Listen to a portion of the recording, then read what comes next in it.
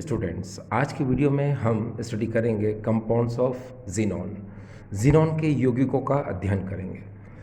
Dear students, आपकी mobile screen पर आपको कुछ यहाँ पर कंपाउंड गिवन है जिनके शेप, ज्योमेट्री, हाइब्रिडाइजेशन आपको दिखाई दे रहे हैं। तो देखिए, फर्स्ट कंपाउंड है ये XeF2, जिसमें sp3d हाइब्रिडाइजेशन होता है। इसमें लीनियर इसकी ज्योमेट्री होती है, इसकी ज्यामिति सरल रेखीय होती है। इसका शेप आप देख सकते हैं, ये देखिए। दूसरा ये XeF4 है, इसमें sp3d2 हाइब्रिडाइजेशन होता है। इसकी ज्योमेट्री होती है स्क्वायर प्लेनर, वर्गाकार समतलीय इसकी ज्यामिति होती है और इसका शेप आप देख सकते हैं ये। इसी तरह से यहाँ पर XeF6 है, इसमें sp3d3 हाइब्रिडेशन होता है और इसकी ज्योमेट्री होती है डिस्टॉर्टेड ऑक्टाहेड्रल विकृत अष्टफलकीय। ये देखिए, विकृत अष्टफलकीय इसकी ज्यामिति होती है और इसका शेप आपको ये दिख रहा है। ठीक, अब हम नेक्स्ट क्वेश्चन को देखें। यहाँ पर हमारे सामने है XeOF2, तो इसमें sp3d हाइब्रिडाइजेशन होता है और इसमें ज्योमेट्री जो होती है इसकी टी शेप होती है। इसकी जो ज्यामिति है वो टी आकार, ये जो आपको शेप नज़र आ रहा है ये टी शेप है। ठीक, आगे ये XeOF4 है, इसमें हाइब्रिडेशन sp3d2 होता है। इसकी ज्योमेट्री स्क्वायर पिरामिडल है, वर्गाकार पिरामिडीय और इसका शेप आपको यहाँ नज़र आ रहा है। फिर नेक्स्ट देखिए आप, ये XeO3 है यहाँ पर और XeO3 में sp3 हाइब्रिडेशन होता है और इसकी ज्योमेट्री पिरामिडल ज्यामिति इसकी पिरामिडी होती है, जो कि आपको यहाँ नज़र आ रही है। नेक्स्ट क्वेश्चन हम देखें, हमारे सामने ये देखिए XeO4 है, इसमें भी sp3 हाइब्रिडाइजेशन होता है और टेट्राहेड्रल इसकी ज्योमेट्री है, चतुष्फल की इसकी ज्यामिति है। इसका शेप आपको यहाँ नज़र आ रहा है। नेक्स्ट ये XeO2F4 है, इसमें sp3d2 हाइब्रिडेशन होता है। इसमें ऑक्टाहेड्रल इसकी ज्योमेट्री है अष्टफल की, जो कि आपको इसका शेप यहाँ नज़र आ रहा है। फिर इसी तरह से हम नेक्स्ट क्वेश्चन को देखें। ये देखिए, ये XeO2F2 है, इसमें sp3d हाइब्रिडेशन होता है और इसका शेप आपको यहाँ नज़र आ रहा है और इसकी ज्योमेट्री देखिए डिस्टॉर्टेड ट्रायगोनल बायपिरामिडल विकृत त्रिकोणीय द्विपिरामिडी, ये इसका शेप है। ठीक है, तो डियर स्टूडेंट्स, एक बात मैं अगर आपसे कहूँ और वो ये कि ये शेप आपको इसलिए बताए जा रहे हैं क्योंकि थोड़ी देर के बाद मैं इनको ड्राइव कर लूँगा कि इनका शेप ऐसा क्यों आता है, इनमें हाइब्रिडेशन क्यों होता है, कैसे होता है, वो सारी चीज़ें। पहले आप एक बात को और समझने की कोशिश करिए कि आपके दिमाग में एक चीज़ चल रही होगी कि जीनॉन एक इनर्ट गैस है, जीनॉन एक उत्कृष्ट गैस है, फिर भी इसके जीनॉन के फ्लोराइड होते हैं, जीनॉन के ऑक्साइड होते हैं और जीनॉन के ऑक्सी फ्लोराइड होते हैं। ऐसा क्यों होता है ना? तो देखिए, मैं आपको एक बात बताऊं। आपको पता है कि जितनी भी नोबल गैसेस होती हैं, helium, neon, argon, krypton, xenon और रेडॉन, तो यहाँ पर ये देखिए helium, neon, argon, krypton, xenon और नेक्स्ट क्या है, रेडॉन। तो ये जो रेडॉन है ये एक रेडियो एक्टिव एलिमेंट है। ये देखिए, ये रेडियो एक्टिव एलिमेंट है और ये क्या होता है, अनस्टेबल होता है, अस्थायी होता है। तो इसको तो यहाँ से हटा दीजिए। अब हीलियम, नियॉन, आर्गन, क्रिप्टॉन और जीनॉन में अगर आप ध्यान से देखें तो इन सभी में ये जो जीनॉन है इसकी आयोनाइजेशन एनर्जी सबसे कम है, इसकी आयनन ऊर्जा इन सभी उत्कृष्ट गैसों में सबसे कम है। ये देखिए 1170। ठीक है, देखिए बाकी सबकी ज़्यादा है। ठीक, तो इसकी आयोनाइजेशन एनर्जी क्या है, लीस्ट है, इसकी आयनन ऊर्जा क्या है, सबसे कम है। तो होता ये है कि जब जीनॉन के पास कोई भी मोर इलेक्ट्रोनेगेटिव एलिमेंट, कोई भी अधिक ऋणविद्युतीय तत्व जैसे फ्लोरीन, ऑक्सीजन, जब इसके पास में जाता है तो इसके जो पेयर्ड इलेक्ट्रॉन होते हैं, इसके जो युग्मित इलेक्ट्रॉन होते हैं वो अनपेयर्ड हो जाते हैं, अयुग्मित हो जाते हैं। पर आपको पता है कि जब पेयर्ड इलेक्ट्रॉन अनपेयर्ड हो जाएंगे तो कंपाउंड का फॉर्मेशन तो हो ही जाएगा। तो यही इसका रीज़न है कि ज़ीनोन के ऑक्साइड क्यों होते हैं, फ्लोराइड क्यों होते हैं और ऑक्सीफ्लोराइड क्यों होते हैं। ये मैंने आपको इसका रीज़न बता दिया। एक बार फिर से देखिए, सभी नोबल गैसेस में जो ज़ीनोन है, इसकी आयोनेशन एनर्जी, इसकी आयनन ऊर्जा का मान सबसे कम होता है, सबसे इसकी लीस्ट आयोनेशन एनर्जी होती है।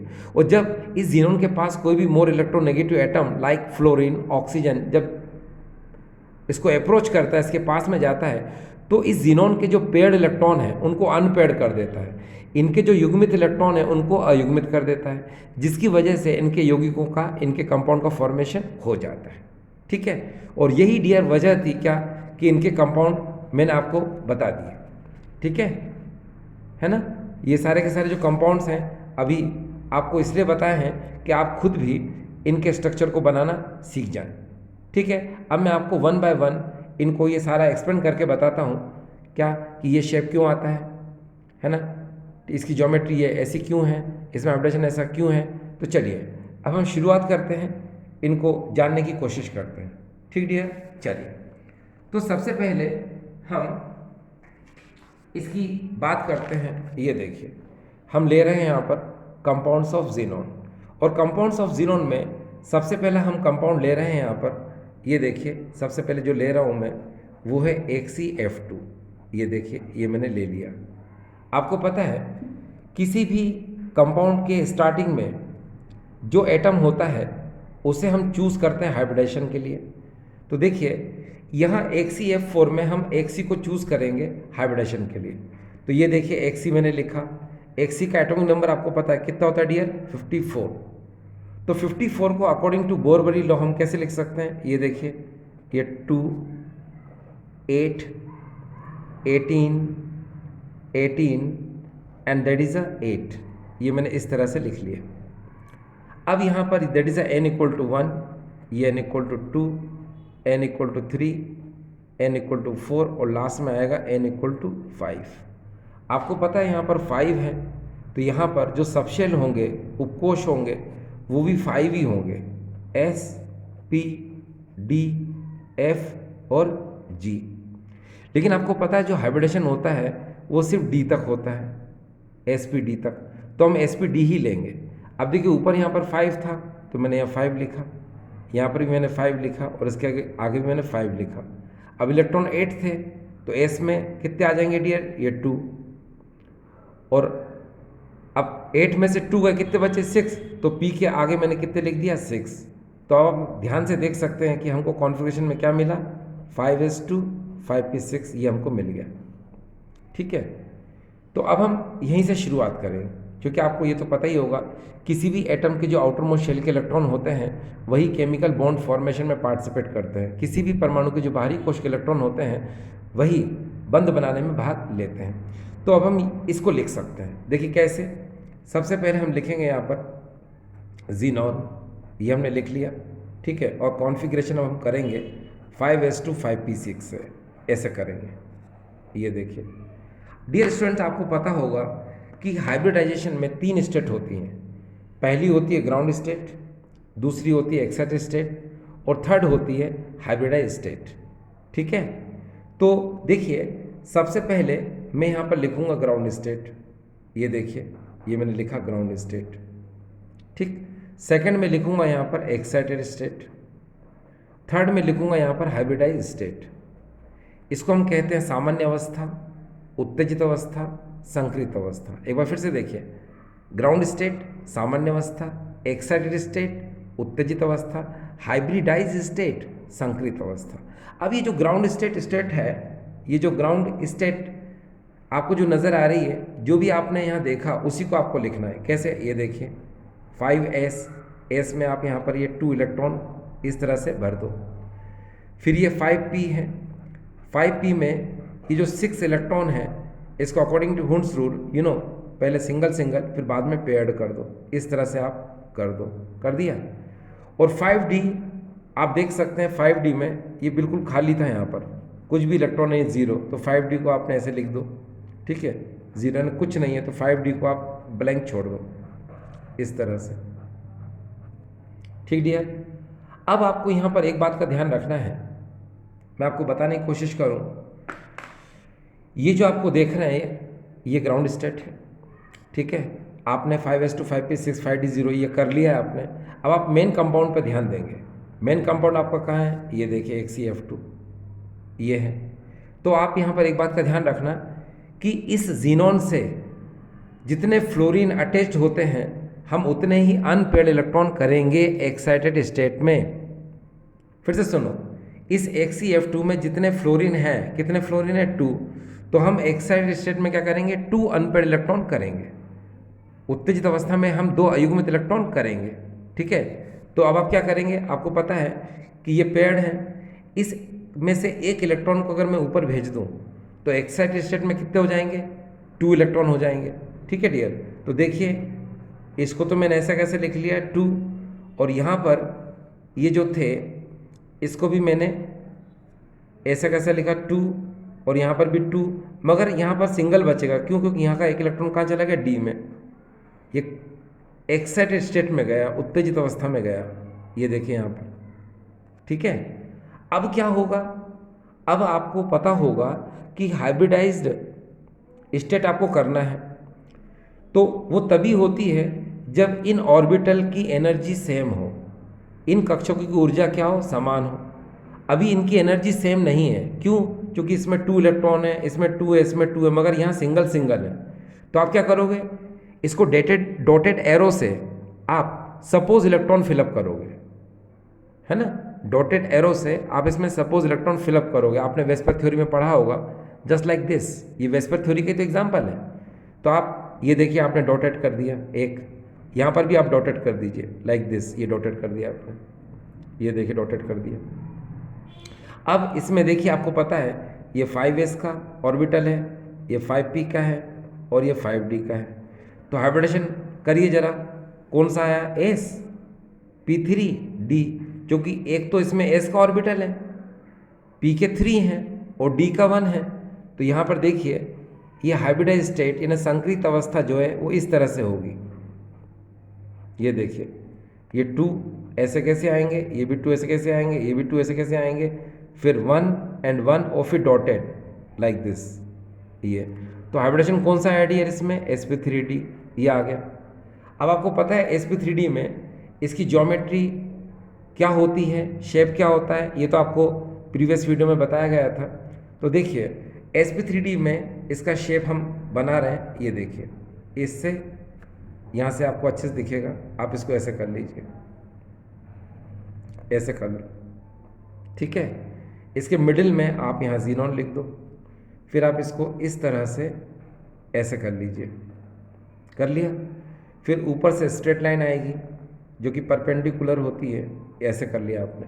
अब ध्यान से देखिए यहाँ पर ये 3 लोन पेयर हैं, तो जिनको आप है ना इक्वाटोरियल पोजीशन यानी कि इनके शीर्ष पर रख दो, यहाँ पर ऐसे, ठीक है। और एक बात मैं बता दूं आपको कि ये जो डॉटेड एरो है ना, जिनको हमने सपोज इलेक्ट्रॉन कहा है, इनको कभी भी हम डायग्राम में कोई पोजीशन नहीं देते, ठीक है। सिर्फ जो ब्लैक है ये और ये, इनको ही पोजीशन देंगे। तो आपने एक ब्लैक इधर कर दिया, एक ब्लैक आपने इधर कर दिया, ठीक है, ये देखिए। अब आप ऊपर भी एक F जोड़ दो, जहाँ एक इलेक्ट्रॉन आपने लिखा था यहाँ पर भी एक F जोड़ दो, जहाँ पर आपने एक इलेक्ट्रॉन लिखा था, ठीक है। आपको पता है कि जब इसमें sp3d हाइब्रिडेशन है तो इसका शेप ये कौन सा आएगा, चलो मैं लिख देता हूँ। sp3d में आपको पता है शेप इसका होता है ट्रायगोनल बाइपिरामिडल, ये देखिए ये है ट्रायगोनल बाइपिरामिडल, ठीक है, ये देखिए। इसको हिंदी में कहते हैं त्रिकोणीय द्विपैरामिडीय, त्रिकोणीय द्विपैरामिडीय, ठीक। अब एंगल कितना होगा ये भी आपको पता है, एंगल होता है डियर इसमें 120 डिग्री और 90 डिग्री। कैसे होता है ये देखिए, ये तो 120 का हो गया और यहाँ पर क्या होगा डियर, ये 90 डिग्री का हो गया और ये 120 का, ठीक डियर, ये 120 का हो गया इधर और इधर ये 90 डिग्री का हो गया। तो यहाँ से क्लियर है आपको। लेकिन डियर एक बात हमेशा दिमाग में रखना कि जब भी आपको लोन पे इलेक्ट्रॉन नज़र आ जाए तो आप समझ जाना ये VSEPR का एग्जाम्पल है, यानी कि ये वेस्पर थ्योरी का एग्जाम्पल है। अब वेस्पर थ्योरी में आपको पता है क्या होता है, valence shell electron pair of repulsion. Valence shell में अगर इलेक्ट्रॉन पेयर होंगे तो उसमें रिपल्शन होगा, और आपको पता है जब रिपल्शन होगा तो क्या होगा, उसकी ज्योमेट्री, एंगल और शेप सब चेंज हो जाएंगे, ठीक है ना। तो मैंने आपसे कहा कि जब भी आपको ये लोन पे इलेक्ट्रॉन नज़र आते हैं, ये एकांकी इलेक्ट्रॉन युग्म नज़र आते हैं, तो ये वेस्पर सिद्धांत का क्या उदाहरण होगा, ठीक है। और आपको पता है वेस्पर सिद्धांत में क्या होता है कि किसी भी परमाणु के, यानी किसी भी केंद्रीय परमाणु पर उसके संयोजकता कोश में अगर एकांकी इलेक्ट्रॉन युग्म है तो उस अणु में प्रतिकर्षण होगा, और प्रतिकर्षण के बाद उसकी ज्यामिति और कोण दोनों ही परिवर्तित हो जाएंगे। तो यहाँ पर ये देखिए ना, ये क्या है, लोन पेयर है, ये भी लोन पेयर है, ये भी लोन पेयर है। तो ये लोन पेयर क्या करेंगे, इस बॉन्ड पेयर को रिपेल करेंगे। लेकिन तीनों तरफ से देखिए, इधर भी लोन पेयर है, इधर भी लोन पेयर है, इधर भी लोन पेयर है। तो जब तीनों तरफ से इसको, इस बॉन्ड पेयर को क्या करेंगे, रिपेल करेंगे, तो क्या होगा, इसकी ज्योमेट्री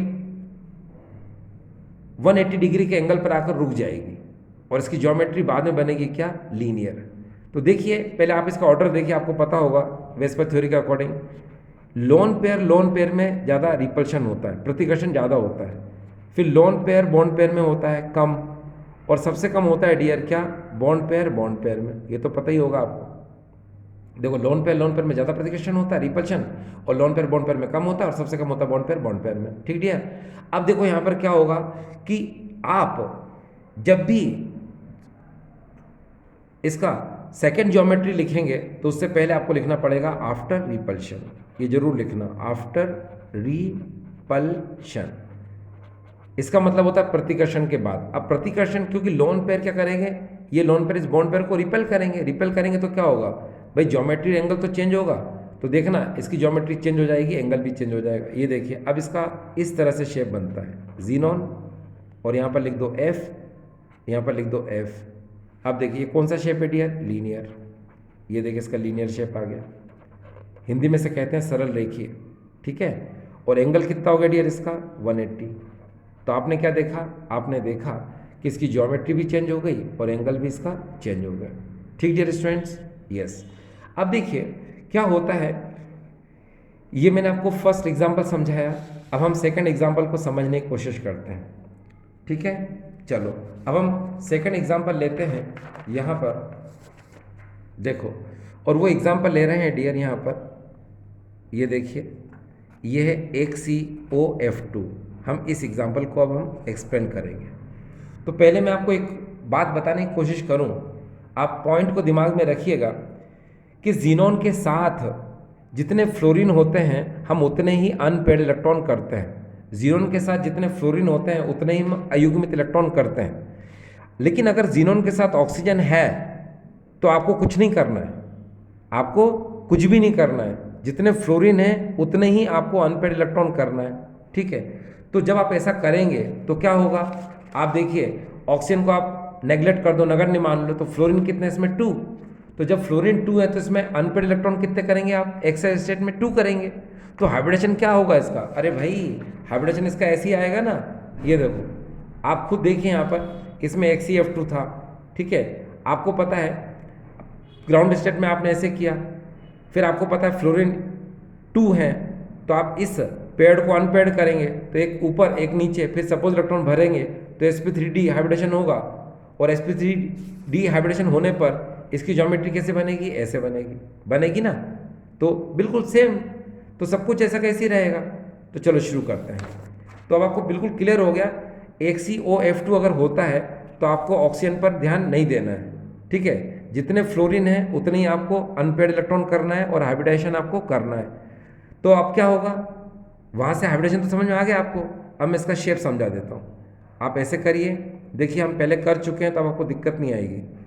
ऐसे कर लो, बीच में जीनॉन लिख लो, ऐसे ऐसे, और फिर स्ट्रेट लाइन में ऐसे, ठीक है।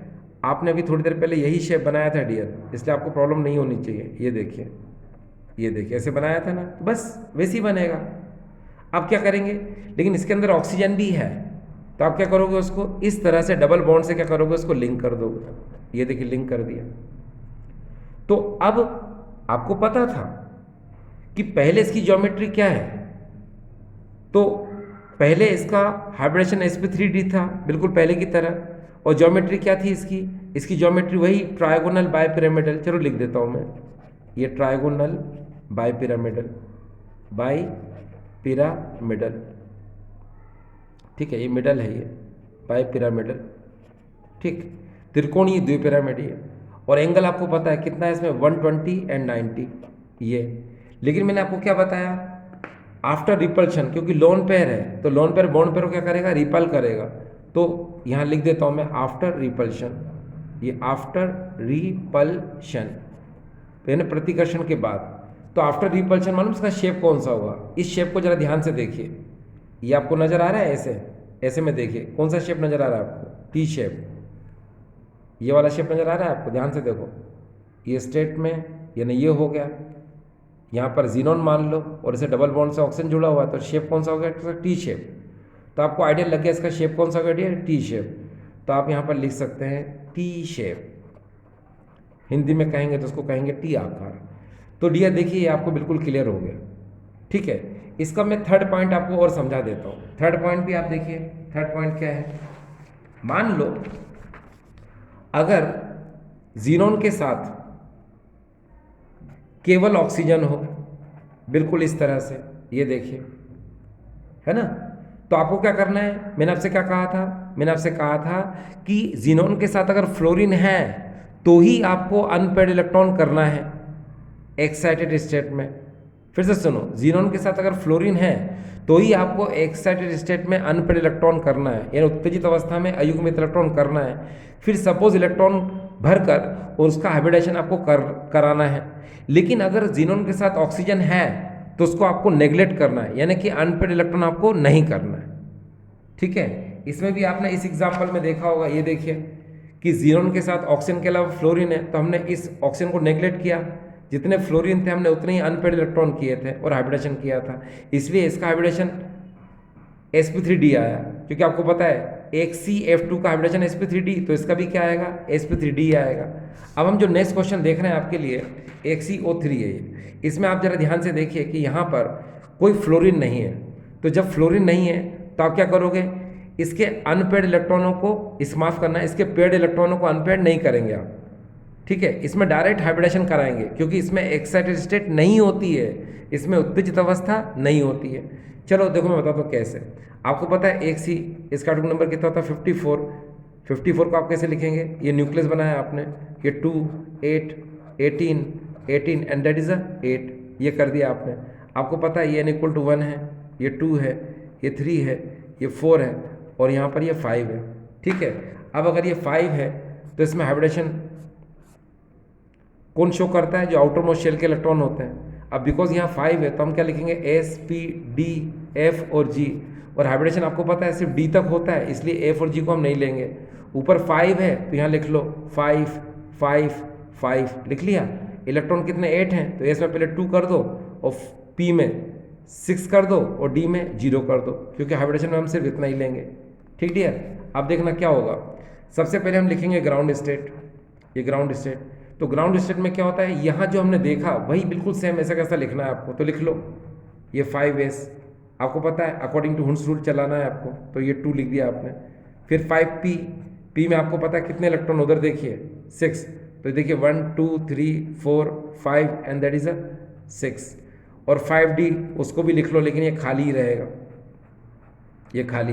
अब आपको मैंने क्या बताया, मैंने आपसे कहा था देखिए इस Xc के साथ सिर्फ ऑक्सीजन है, फ्लोरीन नहीं है, तो आप क्या करोगे, आप अनपेयर्ड इलेक्ट्रॉन नहीं करोगे, यानी कि अब इसके अंदर एक्साइटेड स्टेट नहीं होगी, यानी उत्तेजित अवस्था इसमें नहीं होगी, ठीक है, क्योंकि फ्लोरीन ही नहीं है। फ्लोरीन होने पर ही एक्साइटेड स्टेट होती है, ठीक है, ठीक है। तो अब आप क्या कर सकते हैं, अब फ्लोरीन नहीं है तो डायरेक्ट हाइब्रिडेशन कराएंगे, तो डायरेक्ट हाइब्रिडेशन कराएंगे तो क्या होगा, ये देखिए सीधे ग्राउंड स्टेट से हम कहाँ पहुँच जाएंगे, हाइब्रिडाइज स्टेट, यानी कि सामान्य अवस्था से हम कहाँ पहुँच जाएंगे, उत्तेजित अवस्था में। तो ये देखिए ये S और ये मिलकर के sp3 हाइब्रिडेशन हो जाएगा।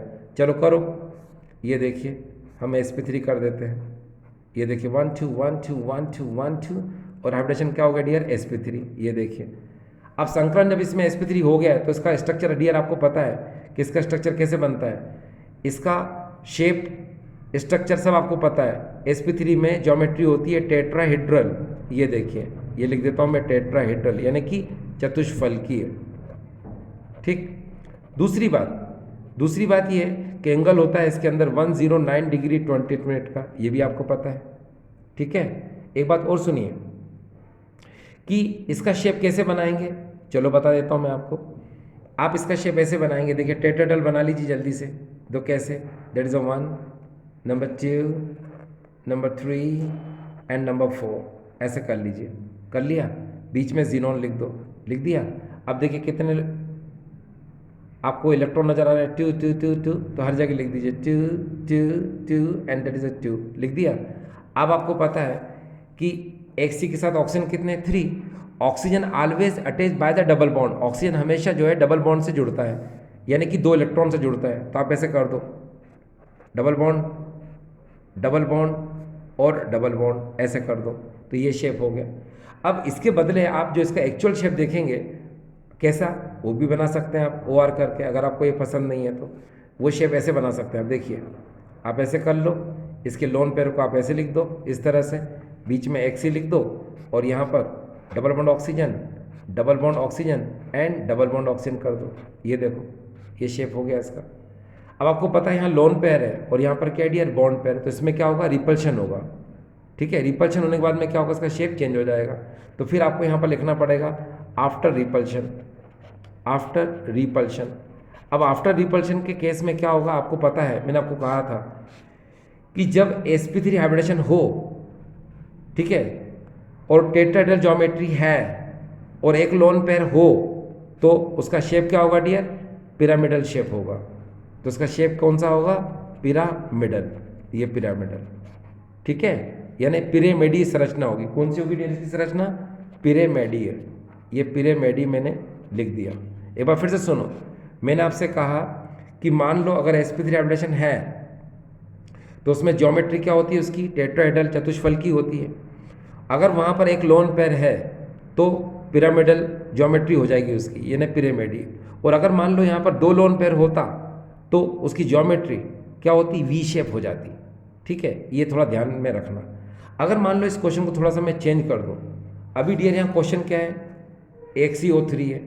ठीक है, अगर मैं XeO3 की जगह अगर मैं XeO4 कर दूं तो क्या होगा, तो भी डरने की ज़रूरत नहीं है आपको, वो भी इसी तरह से होगा। क्यों, क्योंकि देखिए अभी भी यहाँ फ्लोरीन नहीं है, तो आप क्या कराओगे, डायरेक्ट हाइब्रिडेशन कराओगे, तो वो sp3 आएगा।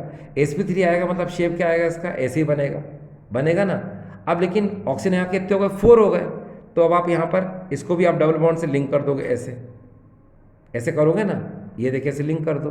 तो अब इसका शेप कैसे हो सकता है, यानी यहाँ पर जो आपने शेप बनाया था ये आप डबल बॉन्ड लगा के इसको शो कर दो, तो हम इस स्ट्रक्चर को ना डिस्टर्ब करके हम अलग से बना देते हैं। ये देखिए ये जीनोन, यहाँ डबल बॉन्ड ऑक्सीजन कर दो, यहाँ डबल बॉन्ड ऑक्सीजन कर दो, यहाँ डबल बॉन्ड ऑक्सीजन कर दो और यहाँ डबल बॉन्ड ऑक्सीजन कर दो। अब देखिए इसके अंदर इसका शेप कौन सा है डियर, टेट्राहेड्रल। ठीक है, ये टेट्राहेड्रल, एंगल कितना है इसका, 109 डिग्री 28 मिनट। तो डियर एक बात है समझना इसको प्लीज़, कि यहाँ देखिए कोई लोन पेयर नहीं है, तो ये वेस्पर थ्योरी का एग्जाम्पल नहीं है। तो क्या होगा, इसमें रिपल्शन होगा ही नहीं क्योंकि इसमें लोन पेयर नहीं है। तो इसलिए इसका एंगल 109 डिग्री 28 मिनट और शेप टेट्राहेड्रल ये बिल्कुल कांस्टेंट रहेंगे, ये चेंज नहीं होगा। चेंज कब होता है, मैंने बताया ना आपको कि जब लोन पेयर हो और वो वेस्पर थ्योरी का एग्जाम्पल हो तो ही वो चेंज होगा। आप देखिए यहाँ पर कोई लोन पेयर इलेक्ट्रॉन नहीं है, इसलिए इसका एंगल और ज्योमेट्री इसकी चेंज नहीं होगी। Clear dear students, I hope मैंने आपको थोड़ा थोड़ा समझाने की कोशिश की, आपको समझ में आया होगा। ठीक डियर स्टूडेंट्स, थैंक यू।